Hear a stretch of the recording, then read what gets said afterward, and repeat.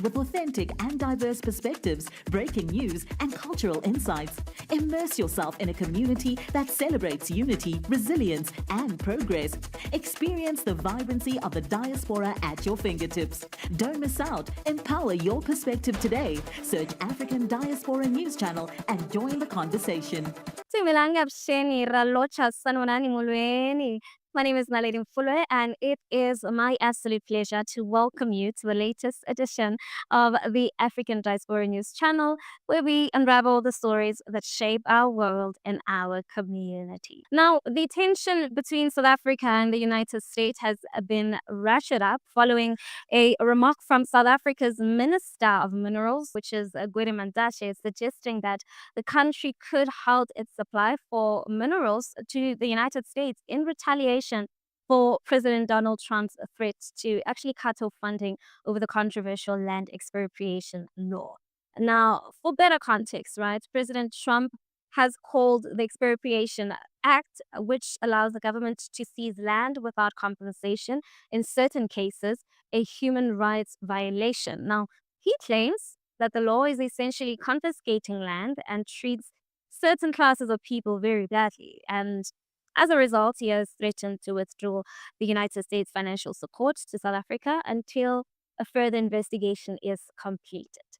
But Minister Mantashe, however, seems quite unfazed by these threats, right? Addressing the 2025 Investing in African Mining Indaba in Cape Town, Mantashe proposed that South Africa could turn the tables. He suggested that if the United States decides to withhold aid, then South Africa could respond by withholding its precious minerals, which, quite frankly, are the very resources that power much of the United States economy.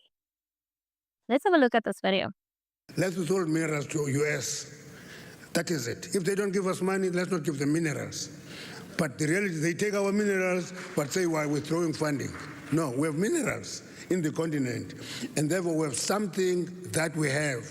We're not just beggars, but we must just use that endowment for our benefit as a continent. Now, let me take a moment, right, to offer my personal take on this, right? As an African, I can't help but feel a sense of pride in Minister Mantashe's words. And finally, right, I believe that we're seeing a leader who's unapologetic about Africa's resources, which are resources that the world actually depend on, yet so often take for granted, right? I mean, we've seen the West, led by powers like the United States, exploit African resources for centuries.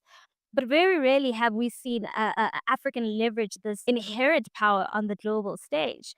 And Mantashe is sending a clear message here, which is Africa actually holds the cards. And if anyone wants to challenge us on sovereignty or land rights, they should first recognize the leverage we actually hold. I mean, the idea of withholding minerals might sound dramatic, right?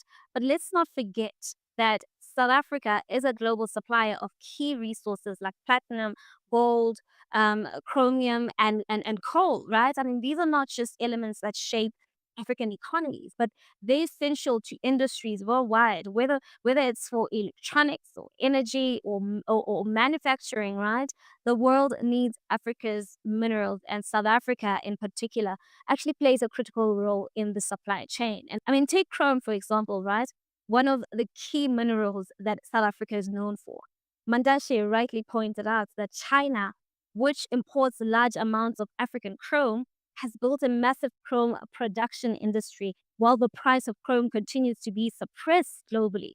And this, of course, right, impacts South African miners who are actually struggling to make a profit. And the question becomes, why is it that while the world builds industries of our resources, right, we remain dependent on foreign investment, foreign aid, and external market forces?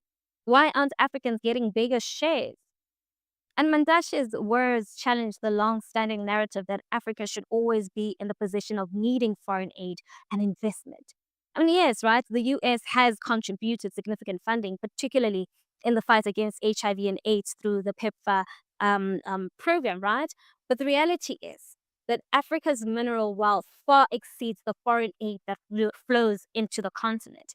So I believe that it's time for Africa to start demanding its due and demanding respect for the role that we play in the global economy, and not let the West dictate the terms of our development. I mean, in the face of unjust criticism or pressure, the idea of withholding minerals, I believe, is an act of sovereignty, of saying, we can survive without you, but can you survive without us, right? And on the other hand, we must also ask, how much power does Africa have to truly leverage its resources against superpowers? The US might be a big player, but the global economy is shifting, and China and others are actually emerging markets and are increasingly becoming more reliant on Africa's resources. So, while Mantashe's comments are bold, I believe they also reflect a growing recognition that Africa does have power and we should use it strategically. Now, President Cyril Ramaphosa, for his part, has stated that South Africa will engage with Trump administration to defend its land expropriation policy, which I believe shows that the South African government is not looking to escalate tensions unnecessarily. But I think also it signals that South Africa is willing to stand its ground when it comes to issues of land reform and sovereignty, right? So let's see how that goes. While you're at it, let's continue the conversation in the comment section. And don't forget to give this video